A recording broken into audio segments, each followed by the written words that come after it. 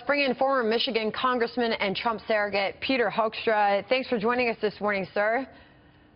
Thank you. Good morning. Well, what do you make of this back and forth? I mean, it is really heating up. It really is heating up, and I think that the important thing here is it's not necessarily heating up between Donald Trump and Hillary Clinton. Where it's heating up, it's now heating up between Hillary Clinton and the press. Newspapers across the country are taking a look at this and saying, this just doesn't look very good. There's something here, and this pay-for-play may actually have some substance to it.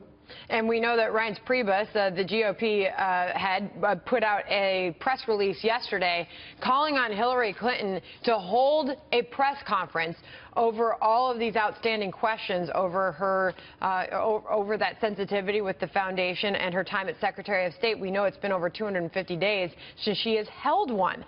That being said, where is all this going to go politically? It just seems like Republicans are having a hard time making their case. Well, actually, I don't think they're having a hard time at all. I think with some of the information that you're going to be talking about in a few minutes in terms of the polls, it's clear that the wheels are starting to get very, very loose on the Clinton campaign. You've got the emails, 15,000 new emails after they said, hey, we turned over all the emails, the stuff that's coming out on the Clinton Foundation. What you're seeing internationally in terms of what's happening with radical Islam, clearly the strategy that President Obama and Hillary Clinton put in place 7.5 years ago is not working. And all of this is coming home to roost. You throw on top of that what's happening with Obamacare, companies pulling out of Obamacare, premiums going up.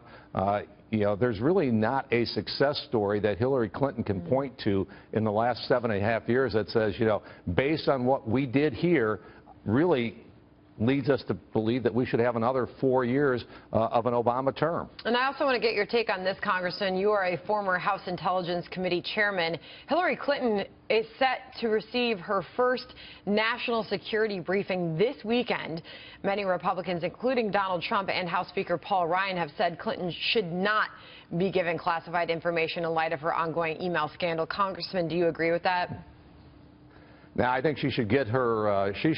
She's the candidate. She's the nominee for President of the United States. But it is clear that if she were any other person in America, she would not have access to a security clearance because of her private email server, sending classified documents over that network and those types of things. Only because she is the nominee of the Democrat Party is she entitled to this. If she were anybody else in America, number one, she would not have a security clearance. And number two, there are many people in her position that would either have been thrown out of the Army or they would today they'd be in jail.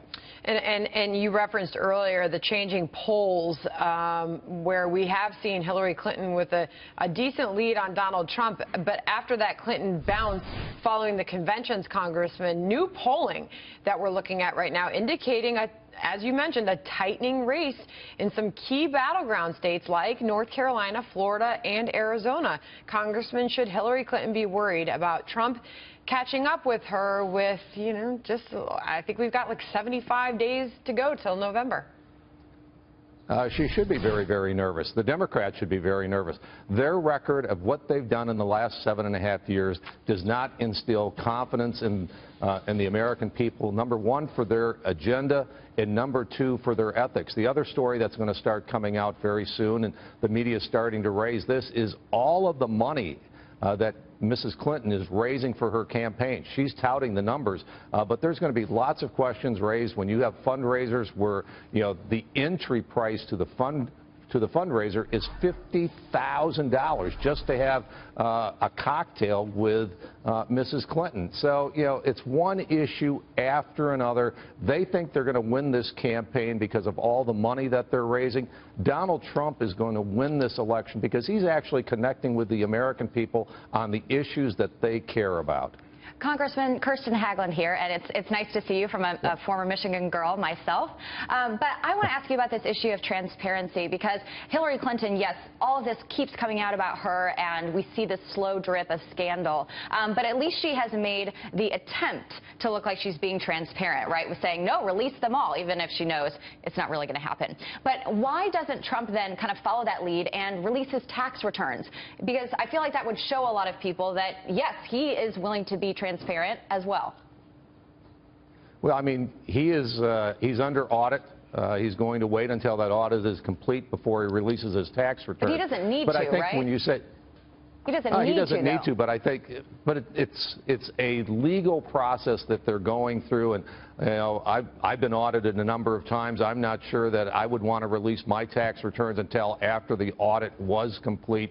But again, what you're talking about with Hillary Clinton, transparency, she has not been transparent. She said she released all of her emails, and then the FBI found 15,000 more. It took the AP, 3 years and a lawsuit to get, access to her schedule at the State Department. It's now coming out that a lot of the reporting that was supposed to have been in place for the Clinton Foundation, there was never total disclosure. She has not been transparent. Those silly, boring emails, as she indicated on Jimmy Fallon the other night, who wants to see those? All right, Brian, you want to get in? The ones that she hid, essentially, or deleted. Yeah, the ones she hid. It seems like there's lots of people, and they're not quite as boring as what she has made them out to be. I think the question, though, this seems to be an opportunity for Trump, but again, every time he gets these opportunities, there seems to be a stumble. Does that happen again, and what does he have to do to keep from stumbling after this opportunity? Congressman?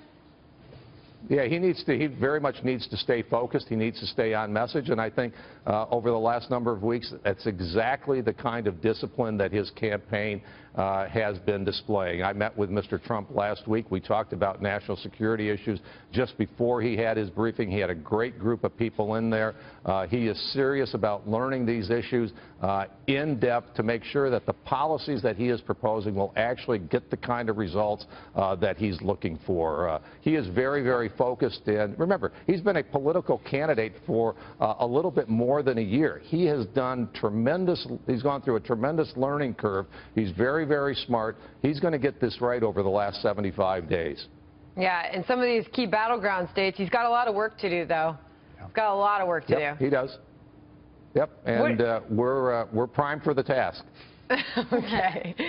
All right. Well, we look forward to all of it. I mean, there is just something new every day, and all we can really chew on is those polls to give us some sort of indication of what's happening. Congressman, good to have you this morning. Thank you.